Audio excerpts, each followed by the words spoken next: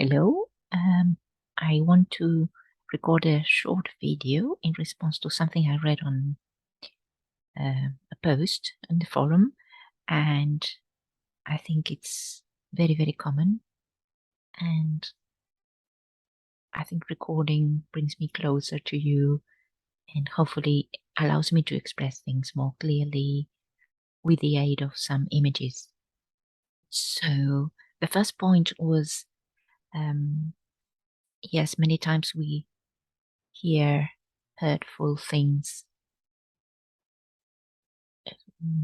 from our partner's side, and of course we remember them, we're hurting because of what they've said.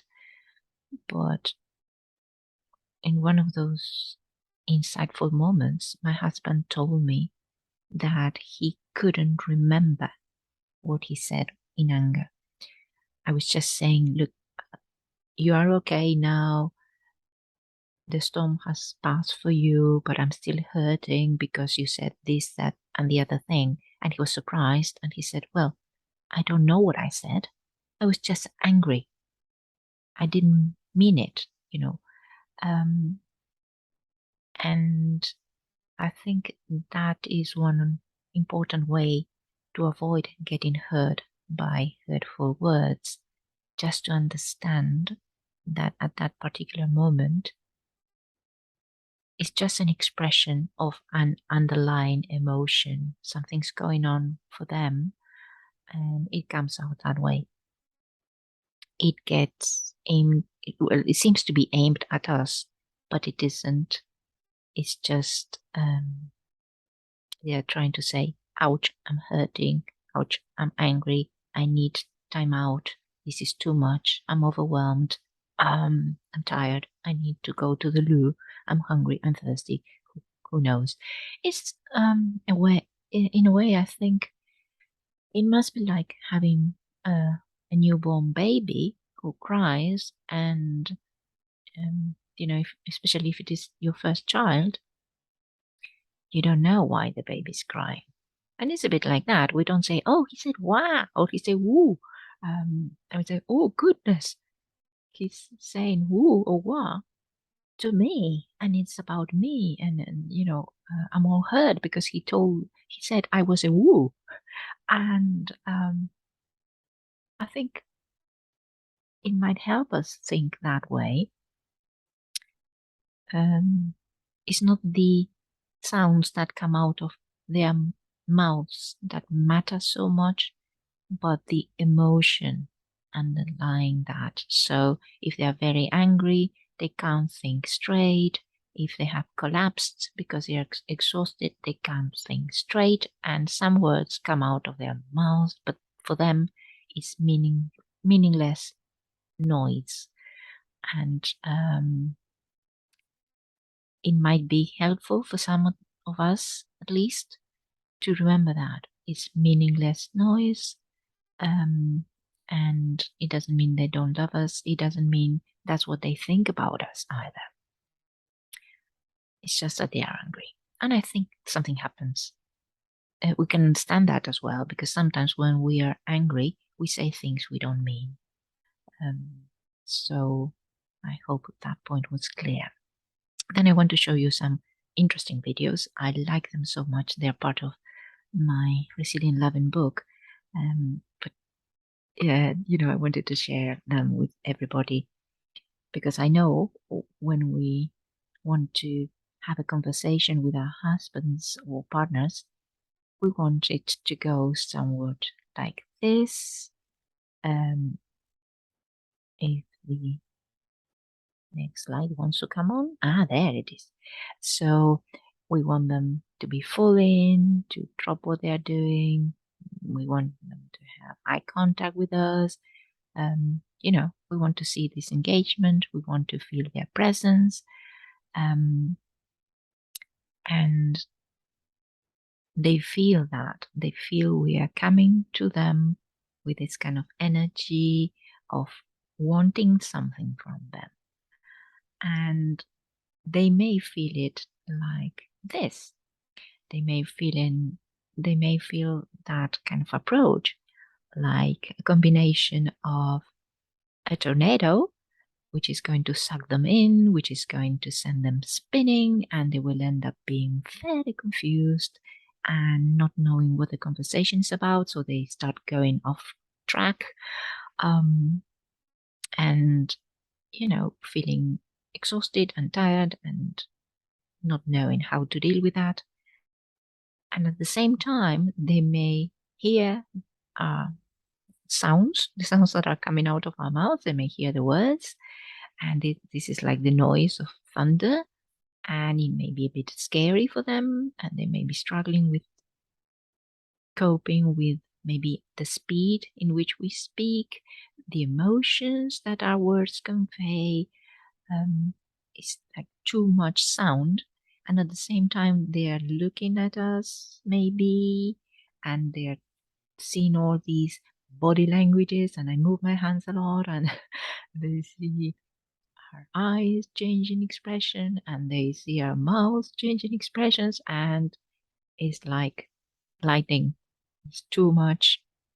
And what happens as a result is that this happens. They retreat, they go inwards, and we feel that the wall comes down and they're not there anymore. Or they may lash out so that they leave them alone, because in a way they feel hurt. They feel attacked by all this energy, all this sound, all this movement, all these things that are happening that maybe they class as drama, I don't know. But, that's what happens. So there are many things we can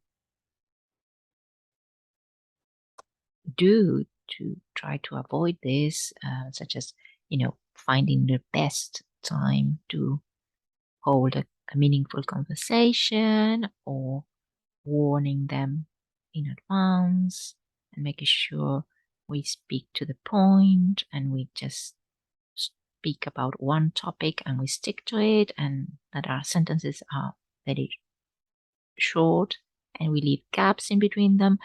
There are many things we can do, but one that I do quite regularly, actually, and it's become kind of automatic, is just get together with a good friend and tell her or him what's going on, what I want to say to my husband, and in a way I can convey all the emotionality with them, and it's safe, and they will receive it, and they will understand it, and they will resonate with it, and and they will empathize with it, and then I can hopefully speak to my husband with less of the emotionality in it. So it helps me be more logical, maybe, and keep to the point, and not give too many examples, and not move my hands so much, and not display so much emotion, because in a way I have vented the emotion out of the message with a friend, and of course this is in agreement. I don't use my friends like that. I try not to, but yes, so that is one of the helpful ways, so that we don't get so hurt as well, and we can engage in meaningful conversations that lead somewhere. Another thing I just remembered that we can do with hurtful things we may hear is just to collect them. It helps us gain some distance from what is happening. It's not so personal. If we say, oh, okay, he said, I don't know, I'm a bitch. Okay, Have I heard that before from him? No, I haven't got it in my collection. Okay, I put it in my collection. I put it here. So you put it in a safe place. You don't keep it inside. You put it somewhere else in your mind. Or you can have a physical space and you want to go and metaphorically put it there, or you get a piece of paper and write it down and you put it in there. I'm sure you'll find your own way if you want to experience something like that. There's a mindfulness exercise that talks about building a wall with bricks. So every time something upsetting happens, we make it into a brick and we take it to that wall of, I don't know, unresolved issues, of unkind words, whatever we want to make with the wall. And then we can turn around and walk away from the wall and continue our life. So the hurt, in a way, stays in the wall, and it doesn't stay, that energy doesn't linger in us, and hopefully that will help us not spend so much time thinking about what he said and what he did and this and that. So it helps us gain some space, some distance, um, and some objectivity with regards to that. So I hope something here has been helpful for anybody. And take care.